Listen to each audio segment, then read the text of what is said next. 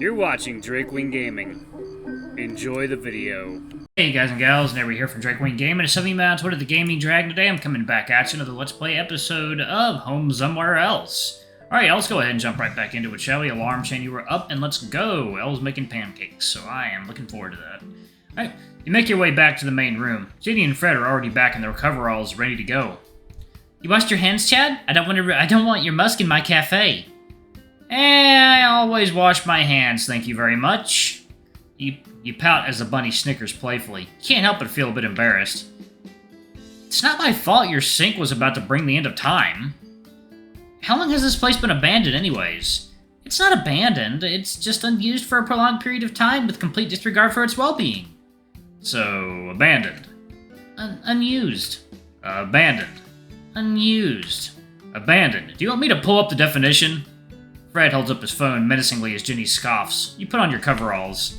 We all know the internet is completely wrong, so don't bother. And the restaurant has been unused for 7 years. Abandoned for 7 years. You stop that! Ginny punches Fred's thick shoulder. The dog laughs as the rabbit pouts. You zip up your coveralls as you chuckle, smiling at the two of them. Ginny and Fred could be easily mistaken for siblings. Well, disregarding them being different species and whatnot. You walk to your tools and find your rolling pan filled with paint and your paint roller at the ready. I prepared your stuff while you were in the bathroom. Thanks. You look at the golden-furred man who is smiling back at you. You nod slightly as you pick up the tools by your feet. The three of you begin to paint again, Fred and Ginny teaming up around the counter and you alone with the opposing wall. Despite Ginny's return, it's unusually quiet. So, Ginny, what's up? In the silent room, Ginny's upbeat voice is as clear as day. What's the story about this place anyway? How did you get such an amazing spot in the middle of the commercial district? Well, it's a pretty long story, but I'll give you the short version and explain the rest later. Sounds good. So, basically, this building was my family home for years. Us rabbits have a certain stereotype, and for my family, it was very true. We are a big fucking family, like enormous. The three of you continue to paint. You're fully attentive to the story, however. Big family is gonna need a bigger house, but all my brothers and sisters, along with their mom and dad, are city slickers to the bone. So my dad managed to get this building in the middle of the city. The thought of living in the countryside was out of the picture for them. He got it before this was known as the Market District, actually. The rest of the stores kind of grew around this place, and trust me, you're not the only one who likes the location. I see, so where did everyone else go? Well, most of us are pretty close in age, but I was the youngest of the group. One by one, everyone left to live their own lives, and ultimately, I was the only one left in the city. The rabbit seems a little deflated at the statement. You assume that her siblings aren't very close. After everyone was gone, my parents had the place all to themselves. They decided to try and use the space for a restaurant around 8 years ago. This was after I'd already known Fred for about a year, by the way. We both graduated around the same time. Things are great for the first couple months, but soon the restaurant was crawling into the ground, and no one was coming, and bills were getting too hot to handle. My dad shut the place down after a year, but he was hoping I would take over the place afterwards. Did you do it? No, I had too many dreams of my own. My parents were really rooting for me to make something of the place, but I really wasn't interested at the time. Coffee time.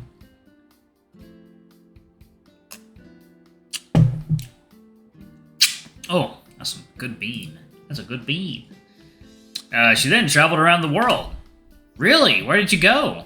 Where did I go? The question you should be asking is, where haven't I been? Anyways, with me out of the picture and my brothers being scattered all over the globe, my parents didn't want to live all by themselves in such a big house. So they left. Ever since then, the place has been... Ginny slowly turns to Fred, who has a shit-eating grin plastered on his face. Unused. The two of you chuckle. The rabbit smiles before continuing. For 7 years, but now we're here. Well, that definitely explains why it has all the makings of a restaurant. Yeah, it was a pretty cozy place, and the food was amazingly good for the price. I just hate that it went under so quickly. There are definitely a lot more people now than when I was a kid, and it used to be pretty boring around here. Oh, yeah, there aren't nearly as many stores here as there are now. What is going on with his hand? Or his arm? Hell, the only place I remember being here is that barber shop down the street. You glimpse over and notice that Fred and Ginny have finished their section of the wall. Oh, he's working, okay. Well, that's basically it. I could go on for hours about the history of this place, but let's save that for our dope-ass sleepover. Sleepover? Be right back. Gonna use the restroom real quick. The rabbit makes her way towards the black hallway. The sound of a closing door is faint in the distance. Hey, let me help you out. Fred walks over to the side of the wall that's not yet painted. You remain deathly silent as the man gets into position, ready to paint alongside you. So, today's been really nice, right? What do you think of the place so far? It's pretty nice, isn't it? What's your deal? Huh? Well, I'm gonna help you finish painting so we can get out early. The dog smiles at you, seemingly oblivious to what you meant. I was gonna invite you for some drinks. There's a nice bar nearby. I mean, why are you treating me like this? Like what? I'm just trying to be nice. I know you're not stupid, Frederick. My question is, how can you act like nothing happened? You think being nice here and there is going to make me forget what you did to me? It's gonna take more than me filling my paint can to make me forgive you. I'm not sure even if I can. The only reason I played nice is because of Jenny. If she wasn't your friend, I wouldn't even talk to you. Fred held his brush against the wall, looking at the drying paint in silence. I haven't forgiven you. And no matter how hard I've tried, I still haven't forgotten. Your throat feels dry as your arm grows weak. You feel an overwhelming weight on your chest. You pause for what you know is only a few seconds, but it feels like a few minutes. You're unable to find the strength to keep painting.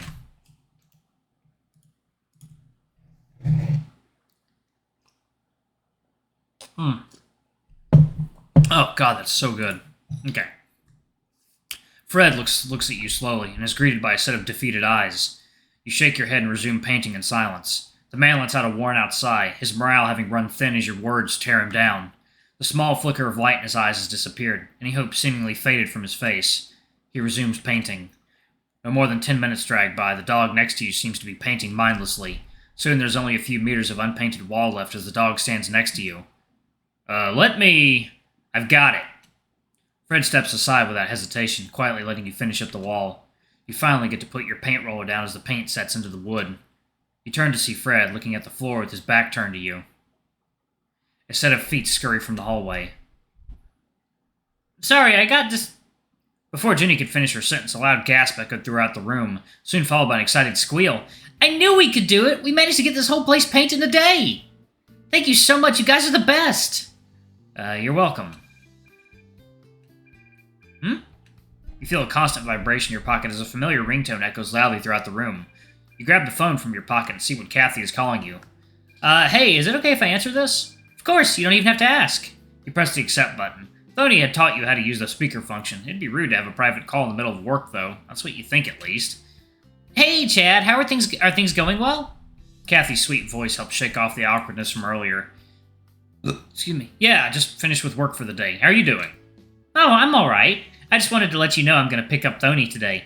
Everything for the party's already set up, so when the guests come, the party will begin. You smile at the thought. A part of you wants to ask if Jenny can tag along. You turn to see Fred sulking in silence, still torn down by the argument. I'll go grab this gift, and I'll go grab his gift, and I'll be there a little later than if that's okay. No problem with me. It's going to be a full house, so I'm going to be running around now anyways. Just don't miss the cake, though, sweetie. You see Jenny approaching Fred, seemingly concerned about his lack of enthusiasm. Hey, are you okay, buddy? Yeah, I'm fine. Jenny doesn't seem to accept the answer, standing behind the tall man and putting a hand on his shoulder. Fred, what happened? Nothing, I'm just tired. Fred, I know when you're like... Hey, Fred, Chad, that's Frederick, right? Kathy's staticky voice cuts through Jenny's sentence, stopping her dead in her tracks. Yeah, why? Fred takes Jenny's hand off his shoulder and turns to face you. That's perfect, I needed him to come over today. It's about something we were discussing yesterday at the park. Can you bring him to the house? I don't want him getting lost. You look at Fred, who seems to be listening to your call. Hey, Kathy. Fred timidly approaches the phone. Your heart sinks a little at his hopeless visage. No, hi, Frederick. Are you still free to come over today? Yeah, I don't have any plans tonight. The man smirks a little as he looks at your phone. Kathy's enthusiasm seems to be lifting his spirits as well. Nice! Chad's gonna go grab a gift for Tony and then head over.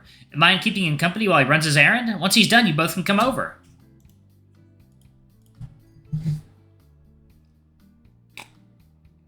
Oh my god, that coffee is so good.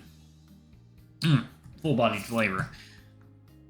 Sure, we'll be right there. Damn it. Alrighty, I'll see you boys later. Bye, Kathy. Yeah, bye. You hang up and put back your phone in your pocket. Ooh, my two big guys are going home together. Jenny seems to have put Fred's sour mood behind her. Don't do anything dirty, at least not without protection. Tell me all the deets tomorrow. Jenny giggles under her sleeve. Yeah, don't get your hopes too high. Just when I thought my luck was turning, got stuck with Fred for the rest of the day. I'd say Kathy is cruel, but she has no idea. Also, why didn't I get an invite? Crap, I forgot to ask. You're too classy for a kid's party.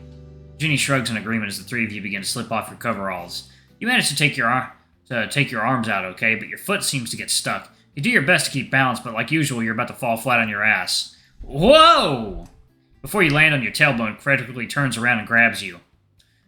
His firm hand holds your arm and shoulder. Fred manages to stand you back on your feet. You're stunned. You okay, buddy? Your eyes lock onto his as he holds you there. It takes a few seconds for you to snap back into reality. You turn away, slightly embarrassed. Yeah, I'm good. Ooh, lovebirds, lovebirds, lovebirds! And Ginny jumps up and down in delight. Her teasing doesn't make you feel any better. Oh, shut up. You move the rest of the coveralls as Ginny coos behind you and Fred. You bend over to grab the paint roller and pan from earlier with the coveralls tucked under your arm.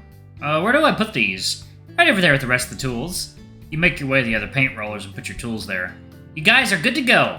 Great job today, team. Same time tomorrow, Chad. We gotta figure out what to do next. More than likely, we're gonna take care of these floors or something. Sounds good. Do you still want to meet Kathy, by the way? Knowing her, she could definitely help out with her coffee know-how, but that's ultimately up to you. Hell yeah, I do. Text me later so we can get something up. That being said, you two go and have fun before it gets too late. I'll clean up here. Thank you once again. I couldn't have done it without you guys. Sure, no problem. Fred puts on his jacket. Of course, this is what you paid me for. Oh, right, give me a second. Ginny takes out her wallet from her pocket, opens it, and takes out a few dollar bills. Here you are, Chad. Go buy yourself something nice. Ginny winks as she tucks the money into your shirt pocket with two light pats. Did she just pay you like you're a South Beach stripper? Ginny, why are you like this? What? Ha, thanks, Ginny. You're very welcome, muscle dobby boy.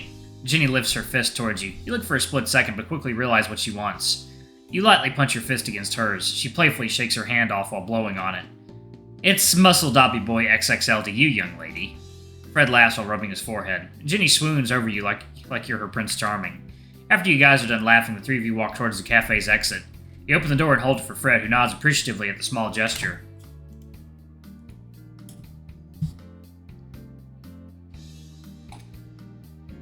Good lord, this girl is thirsty as fuck. Before Fred can pass through the door, you notice Ginny lift up her palm and kiss it. Without a drop of hesitation or remorse, Ginny swings her hand at full speed and slaps Fred right on the ass. Jesus Christ, Ginny!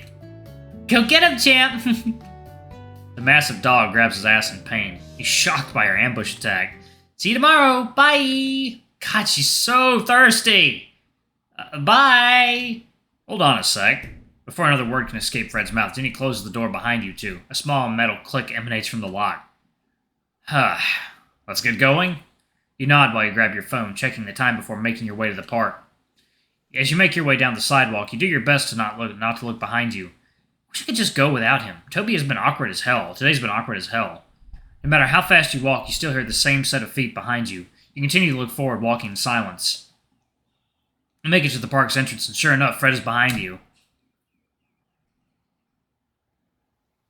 You speed walk down through the park, and sure enough, Fred is still behind you. You make your way past the bus stop and towards the city's edge. No matter how far you go, you hear the same set of feet pounding on the soil behind you. As you seem to walk endlessly, your quickened pace finally gets to you. You have to take a break. You can only hear birds squawking and waves crashing against the shore nearby. You turn around and, sure enough, Fred is still behind you. You look up at the tall man, who seems only mildly winded. What are you doing? I told Kathy to keep you. Kathy told me to keep you company. I know you didn't want to talk to me or anything. You've made that crystal clear today, so I figured it'd be better if I stayed out of your way and kept quiet. I didn't want to make things weird or uncomfortable. You make me uncomfortable. I'm sorry. Yeah, whatever, let's go. You finally catch your breath and continue down the road. You slow your pace down. Fred remains silent as he follows behind you. Wow, I'm an asshole. Have I ever been this cold to someone? I've insulted him, put him down, and basically treated him like crap, but all he's done is be nice to me today. I can't even think of anyone I've been shittier to in my life, and yet you suddenly stop walking.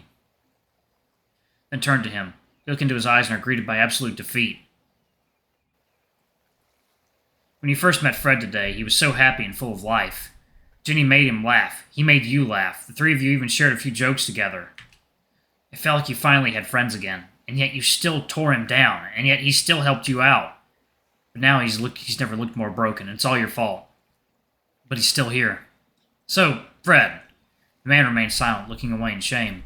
I can't keep acting like such a heartless monster. This isn't like me, so I need to change. How's your mom been? Fred seems taken aback by the question. A surprised smile grows on his face.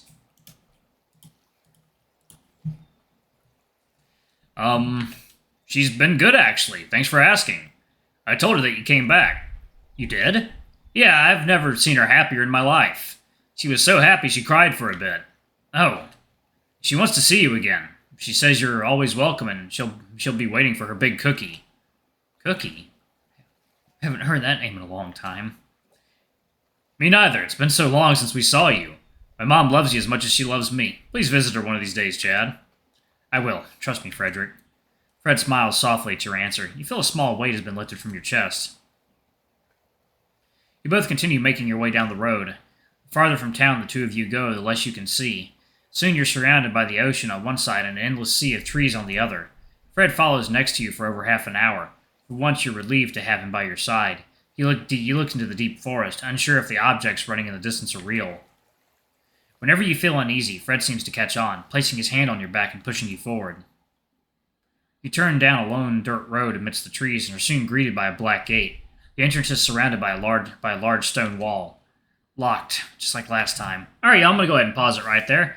Thank you all so much for watching. Don't forget to like, comment, subscribe, ring that notification bell, and check out our Patreon if you can. It always helps. Before I go, I'm going to give a quick shout out to our lovely bronze tier patrons. Thank you all for all you do for the channel. We greatly appreciate your support.